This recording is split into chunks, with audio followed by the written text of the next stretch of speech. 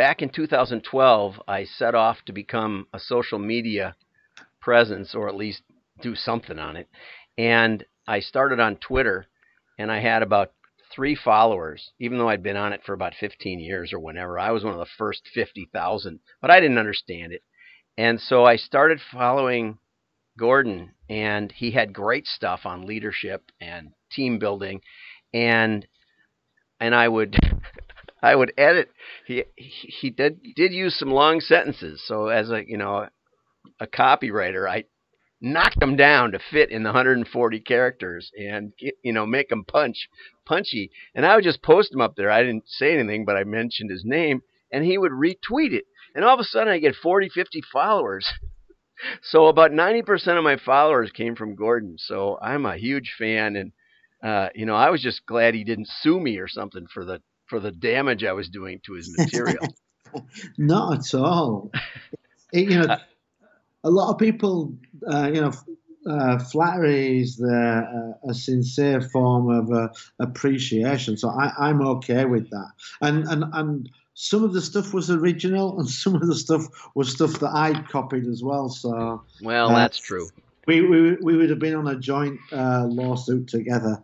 And Gordon's got a new course coming out on how to get yourself into a TED Talk, which I'm fascinated by because I listen to enough of them that I know that not everybody is as good an expert as maybe they pretend to be. So I'm really excited to hear about his new course. So why don't you take it away, Gordon? So, I set up the course, but I got a cease and desist from TED, and they asked me to not do that. So what I'll do is I'll actually share some of the information that I would have used in the talk. And I think the challenge for me was that as a speaker, I wanted to do a TEDx, and I kept looking at them, and I would find one that was near me, and I would sign up, and I would send the details in, and I would never hear back. And then I get a bit discouraged, and then a little bit later I would think, okay, I'll do it again, and I would see one that was nearby, and I would go onto the website, and I would sign up, and I would never hear from them. And I thought, I'm never going to get one, so I kind of stopped doing it. And then in March of last year, I was looking at the goals I wanted to set for the year, and I decided I'm going to do a TED Talk this year, and I'm going to do whatever it takes to land one. If I have to apply for 1,000 talks, I'll do that. And so I started to do it, and 42 hours after I'd started, I landed my first ever TEDx talk. And the reason why I did it in 42 hours was because I actually went back and thought, what am I doing wrong?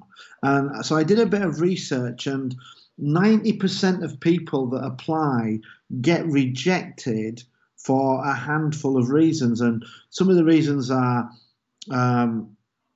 the event they've applied for is not appropriate. So I actually started rehearsing the talk. I wasn't. But I've been married to a Belgian woman for 20 years, and we've been speaking French all the time. So I had a great base, but I decided to apply for one in English, and the people I applied for, I used exactly the same approach, and they came back within 24 hours and said, sorry, we are completely stocked up, but I'll introduce you to one that's just down the road where we are dealing with it. And this is what happens when you apply to the wrong place. This was TEDx Macclesfield. It's just south of Manchester. And so when she connected, the lady said, it's a talk for people from Macclesfield to share information that would be valuable to people in Macclesfield. Now, as a leadership expert, I don't really fall into that category. So applying to speak at that event is, you're just knocking on the wrong door. And there are different types of TED Talk. There's TED Women, TED Salon, TED Universities, and then the standard TEDx talks. So you need to make sure that you find a venue where you will be considered. So if they're only taking people from Macclesfield, that's not an event for you.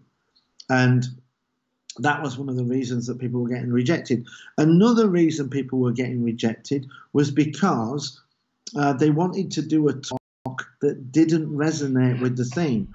So the theme of the TEDx event might be technology advances that will change the world. And if you've got a talk on leadership, that's not a talk that's going to be relevant for that event. So people were pitching they were pitching to events where they were inappropriate as individuals. They're pitching an event where the talk was inappropriate. Or what they were doing is they've got this great talk on. So I speak regularly on keynotes on fast, and they would come and say, "Oh, I've got a fast talk that I want to give." And a lot of the people at TEDx, they don't want a rehashed or an old talk. They want a new talk. So again, this is why people were failing. They were pitching the wrong event. They were pitching the wrong. They were pitching old material that was rehashed, and that was accounting for 90% of the failures. So I thought, okay, what I'll do now is I'll go and the other reason why people were failing is because TED Talks tend to happen every 12 months. So the one I spoke at, TEDx Belfort, it's the first Thursday, it's the second Thursday, Friday in November every single year. And when you're pitching for a TED Talk, the organizers, if the event was in November, for December, January, they're doing the wrap-up of the previous talk, they're preparing the materials to send out for speakers. They're not accepting invitations at that point. They're then going to take a break of a month or two. So there's a 4 months after the last event. Now, what they are going to be doing is they will take event applications from about 8 to 9 months out. But if you apply 4 months before an event or 5 months, it's probably already yeah, it's all done. Yeah, it's all done. So you've got to be applying in that kind of 6 to 9 months before the event. So what I did was I thought, okay, I'm now going to go and I'm going to just search out events that are 6 to 9 months away. And then I got that full list. Then I looked through them to see, and there was one, it was TEDx Groningen in Holland, and they were only looking for people from Holland. And then there was a TEDx Women. I'm not a woman. No, that's not for me. And I narrowed it down, and there were about 6 talks. And I looked across a lot of UK, Germany, Holland, Belgium, France, because I could drive to all of those. About 6 talks. And I thought, okay, what I'll do is I'll apply for these talks. And then I thought, I'm now going to be applying probably a little bit too early, or I'm going to do what I don't want to do is I don't want to go through the front door because I'm just going to be with all of the other applicants. Okay. What I want to do, I want to approach this person direct. And if you go to TEDx and you look at TEDx events, it gives you all of the events, but then it tells you who the organizer is. And then you can click on them. It gives you more detail. Often it will link to their social media or their LinkedIn. So I decided that every single one of them, I wasn't going to approach them through the TEDx. I was going to approach them and I was going to try and make a connection with them. Okay. So I'm approaching them personally rather than through the standard. I know their event is something that I'm going to be suitable for. And then I looked at the topics that they were looking at. And it's like the one where they responded in 24 hours earlier. It was the art of connection was the theme. And I was looking at the person's bio, and it tells you what their passions are and their interests or their areas of specialty. And then what I tried to do was I tried to think, okay, how could I craft a talk or the title of a talk that was in line with their passion, but also in line with the theme of the talk. And one of the people was they had a passion for eliminating complexity. So I thought, okay, it's the art of connection, and they have a passion for reducing complexity. So I pitched them a talk on how simplicity boosts connection with your teams and your audience. Interesting.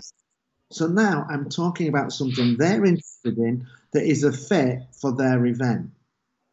Now I've no clue what that talk's going to be. I have a title for it, but what I'm looking to do is to get them to bite on that Sure. suggestion. And I might have a talk, and it could even I might really be looking to give them an old talk, but you can always just Sure. retitle it. They're not going to say. So you've actually tailored your content. I've heard this kind of idea in how to get your books published. Yeah. You've tailored your content, at least the wrapping paper around it. Correct. Instead of like I just did with you when we were talking earlier and said, well, I don't know what I'd talk on. Well, I can talk on anything, I can talk on Aristotle if you want.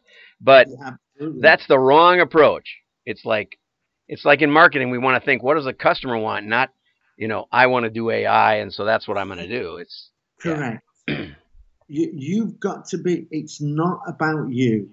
It's about their audience, and they want to know that you're going to give value to their audience, and that's why your talk title.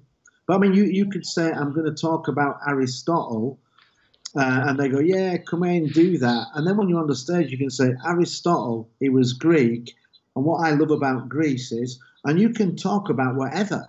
Yeah. you're looking to get the sale on the title of that talk. Okay.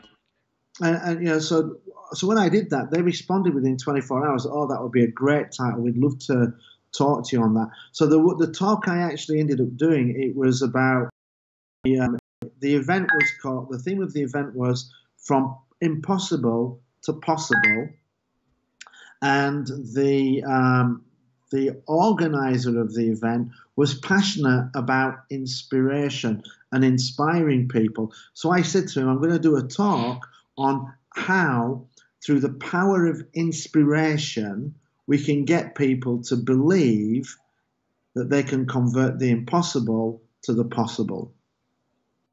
And he responded within 4 hours, and the event was 8 months out, and he responded within 4 hours and said, I'd love what you're talking about. It would be great. Are you free for a call tomorrow? I said, no, I'm not. I can do the day after. And we did the day after. And then it was then when he said to me, excuse me, we're expecting all of our speakers to do their talk in French. Can you do that? And I said, of course, may we. And then we had the conversation in French, and we closed the deal on that call. Because I was given something that he was passionate about that was going to add value to his audience at his event. It was a square peg for a square hole, and that got it done in 42 hours. And I've worked with other people and taught them to use the same approach. I have a friend who has a talk at TEDx New Jersey, and she talks on gutsy leadership. And the lady that run the event, it was all about empowering women. So she wrote and she said, I'm a female leadership expert. I have a great talk on empowering women called Unleashing Your Inner Gutsy Leader. And within a week of the email, she'd been accepted, and she's now speaking in TEDx New Jersey. So it's about finding the right event and then making a personal connection. And as I said, I talked about, I love inspiration. It's one of my passions, blah, blah, blah. So, we are alike. Well, it really is. I think it is. I think you're very inspirational. Yeah. And then it was about crafting a title that covered those two things, and that sealed the deal.